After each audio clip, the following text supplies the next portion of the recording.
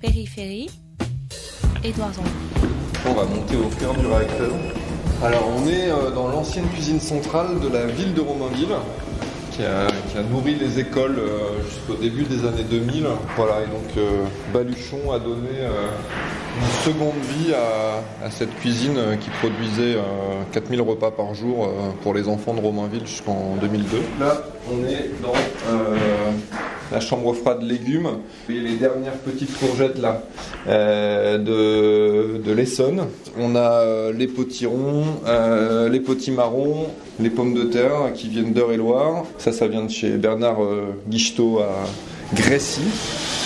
François Dechy et je dirige l'entreprise sociale Baluchon, implantée au cœur de la cité Marcel Cachin à Romainville. Baluchon à Table Citoyen est une entreprise sociale qui a deux métiers. Son premier métier, c'est produire des plats cuisinés ultra frais, élaborés exclusivement à partir de produits de saison. Et notre deuxième métier, qui est tout aussi important que le premier, c'est celui de construire des parcours de formation et d'insertion vers les métiers de la restauration et de la livraison pour une partie de nos salariés qui sont en insertion. Nous, notre objectif, c'est de prouver qu'on peut être viable économiquement et en même temps avoir une démarche équitable avec ses fournisseurs, à prix juste pour nos clients, tout en créant des emplois pour des salariés qui ont été longtemps exclus du marché du travail. C'est quoi l'échelle des salaires chez Baluchon ?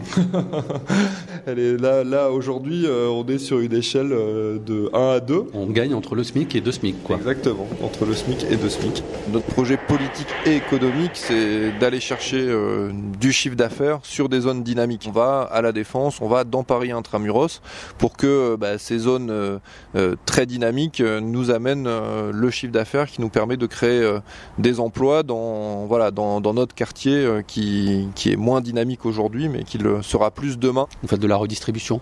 Voilà, c'est l'égalité des territoires ? C'est de l'égalité des territoires gourmandes. L'idée, c'est pas du tout d'être dans un schéma culpabilisant, mais d'être plutôt sur une offre gourmande et qui, en plus, permet de changer un peu la donne au niveau économique à sa toute petite échelle. Mais c'est vrai qu'aujourd'hui, une entreprise de la Défense qui prend un plateau repas chez nous, elle génère directement 1 heure de travail au moins dans nos ateliers, puisque nos plats cuisinés, c'est des produits locaux dedans, mais il y a aussi des vrais morceaux d'emplois locaux dedans.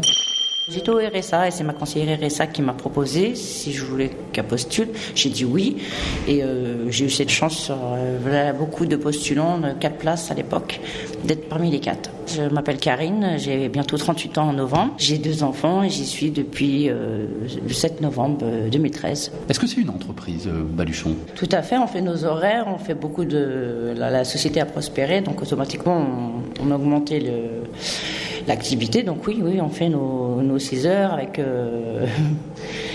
entrain. Donc oui, c'est un vrai boulot.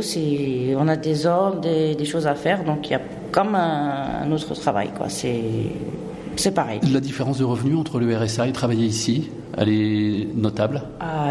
Oui, tout à fait notable. RSA, avec 2 enfants, ça tourne à 600 et quelques euros, parce que oui, ils comprennent là, j'en suis moi à 30 heures à 900 et quelques. Donc, bien sûr, on perd certains avantages par rapport à l'APL, tout ça, mais on a cette valorisation de se dire que c'est un salaire, c'est pas le RSA, même si vous l'avez pas forcément désiré et que vous sentez pas assisté.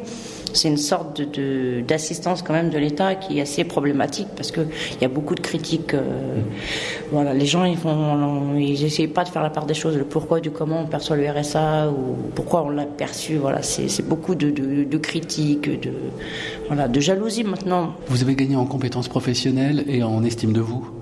J'ai repris confiance en moi parce qu'il est vrai que pendant un moment, à rien faire, c'est plutôt dévalorisant. Ça permet de reprendre confiance, de se dire que on est capable de faire des choses qu'on ne connaissait pas, qu'il suffit d'un tant soit peu d'écoute et de confiance en soi et d'y arriver.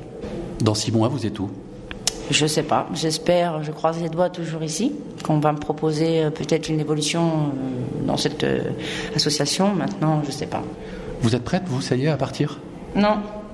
Moi, je suis prête à rester à vie ici.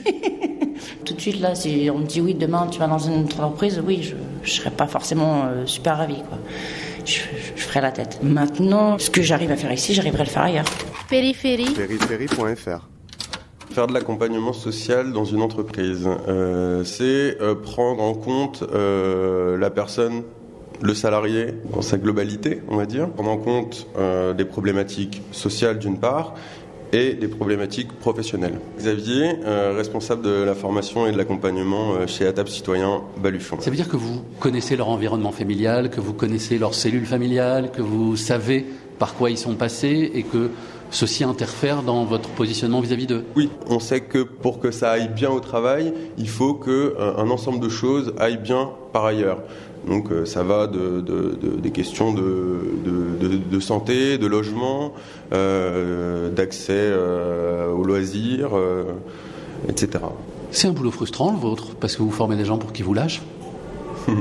Bah non, je vois pas ça comme un boulot frustrant. Notre volonté, c'est l'autonomie des personnes et leur émancipation pour le travail.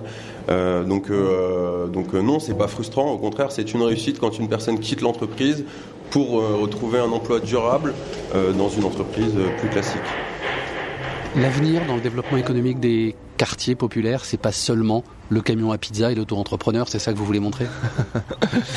Oui, en fait, ce qu'on veut montrer, c'est que les entrepreneurs des quartiers sont pas condamnés à créer des TPE dans leur quartier, qu'ils peuvent aussi aller créer des PME dans le 8e arrondissement et que des créateurs qui étaient plutôt conditionnés ou paramétrés pour créer dans les quartiers chics puissent investir dans les quartiers. L'idée, c'est d'ouvrir tout ça, de faire tomber un peu les barrières pour qu'on puisse avancer ensemble. On est sur un territoire, on est sur une région qui est la plus riche de France, qui est une des plus dynamiques d'Europe. Donc il faut qu'on fasse tomber quelques murs pour que cette dynamique elle soit mieux partagée.